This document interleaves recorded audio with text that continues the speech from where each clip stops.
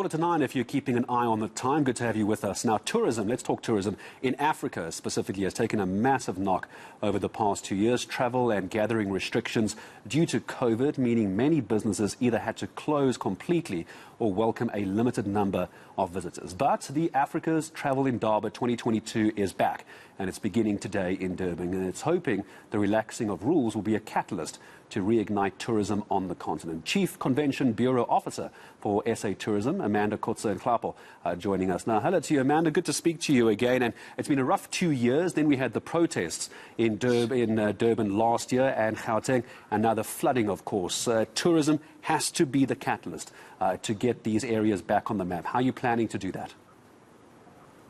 Absolutely, Gareth, and thank you so much for the opportunity. Definitely, you know, we are all here in KwaZulu-Natal, Durban, ready to wow the world. And I want to say that, you know, as a fraternity of the continent, the tourism fraternity, we are really gathering here together over a period of 3 days where we will have thousands of meetings between exhibitors and buyers.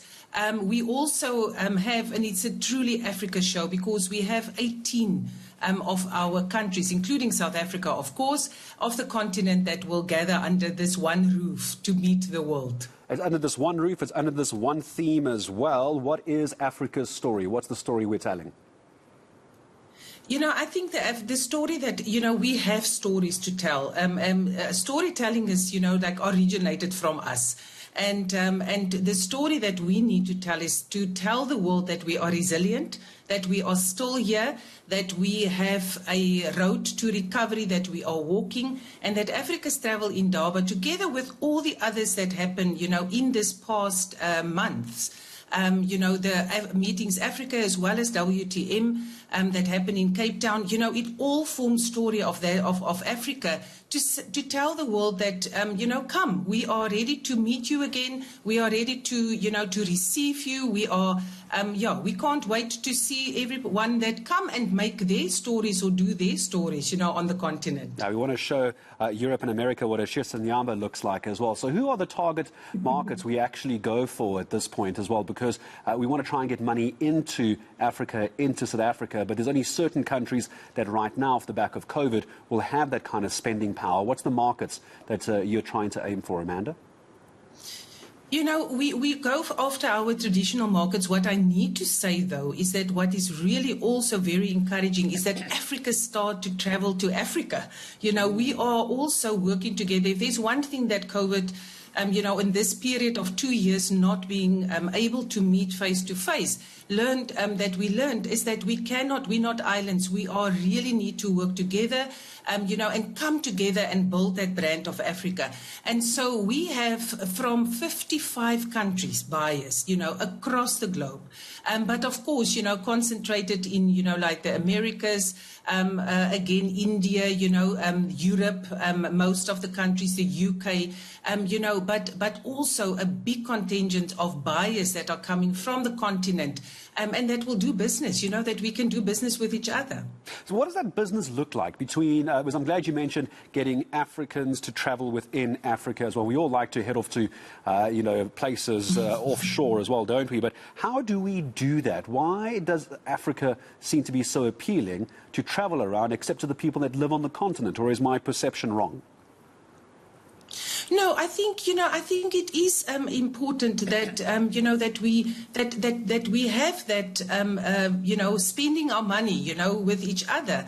And what we really learned from the tourism fraternity is that time is few and people want to have a combination. And if you are looking, you know, if you really think about Africa, there is really nothing that we can't offer, you know, from wildlife to beautiful beaches, from high hilltops, you know, that you can climb, and you know, and then the people. And I think the diversity of culture, you know, it is really unique, and people do, specifically, if I can say what we have, you know, this new term, leisure travel. I'm not totally for it, but it is definitely, you know, if we can get, you know, it's normally we can introduce through a business trip, you know, a certain area, a certain culture, and people really want to have that unique experience. You know, it's that one line to say, once in my life, Africa. And, and I think that is what we are offering. We are offering our people, how we are, our cultures,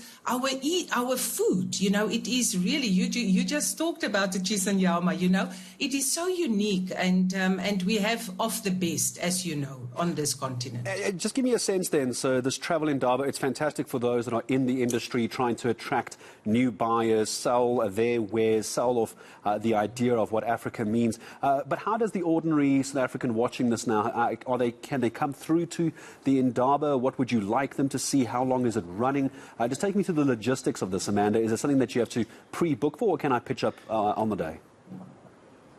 It is a trade show, Gareth, where buyers and exhibitors specifically, we have around about 13,000 meetings that is already booked in diaries. But how the logistics work is that, when these buyers and exhibitors are meeting each other, they are the ones that putting those packages together that the public and, everyone so badly want to, to travel and see and do.